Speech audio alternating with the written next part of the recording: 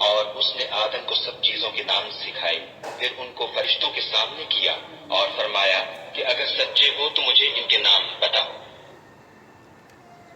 انہوں نے کہا تو پاک ہے، جتنا علم تو نے ہمیں بخشا ہے اس کے سوا ہمیں کچھ معلوم نہیں،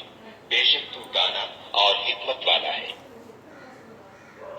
تب خدا نے آدم کو حکم دیا کہ آدم تم ان کو ان چیزوں کے نام بتاؤ۔ جب انہوں نے ان کو ان کے نام بتائے تو فرشتوں سے فرمایا کیوں میں نے تم سے نہیں کہا تھا کہ میں آسمانوں اور زمین کی سب پوشیدہ باتیں جانتا ہوں، اور جو تم ظاہر کرتے ہو اور جو پوشیدہ کرتے ہو سب مجھ کو معلوم ہے۔ اور جب ہم نے فرشتوں کو حکم دیا کہ آدم کے آگے سجدہ کرو تو وہ سب سجدے میں گر پڑے مگر شیطان نے انکار کیا اور غرور میں آ کر کافر بن گیا۔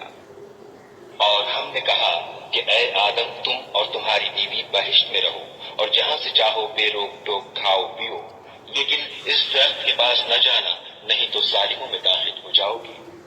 پھر شیطان نے دونوں کو وہاں سے پھسلا دیا اور جس عیش و نشاط میں تھے اس سے ان کو نکلوا دیا۔ تب ہم نے حکم دیا کہ بہشت بری سے چلے جاؤ،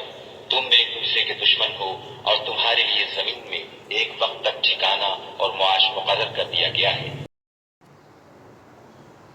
پھر آدم نے اپنے پروردگار سے کچھ کلمات سیکھے اور معافی مانگی تو اس نے ان کا قصور معاف کر دیا، بے شک وہ معاف کرنے والا اور صاحب رحم ہے۔ ہم نے فرمایا کہ تم سب یہاں سے اتر جاؤ، جب تمہارے پاس میری طرف سے ہدایت پہنچے تو اس کی پیروی کرنا کہ جنہوں نے میری ہدایت کی پیروی کی ان کو نہ کچھ خوف ہوگا اور نہ وہ غمناک ہوں گے، اور جنہوں نے اس کو قبول نہ کیا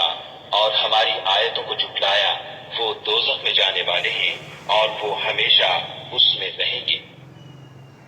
اے آل یعقوب میرے وہ احسان یاد کرو جو میں نے تم پر کیے تھے اور اس اقرار کو پورا کرو جو تم نے مجھ سے کیا تھا، میں اس اقرار کو پورا کروں گا جو میں نے تم سے کیا تھا، اور مجھ سے ڈرتے رہو۔ اور جو کتاب میں نے اپنے رسول محمد صلی اللہ علیہ وآلہ وسلم پر نازل کی ہے، جو تمہاری کتاب تورات کو سچا کہتی ہے، اس پر ایمان لاؤ اور اس سے منکر اول نہ بنو، اور میری آیتوں میں تحریف کر کے ان کے بدلے تھوڑی سی قیمت یعنی دنیاوی منفعت نہ حاصل کرو، اور مجھ سے خوف رکھو۔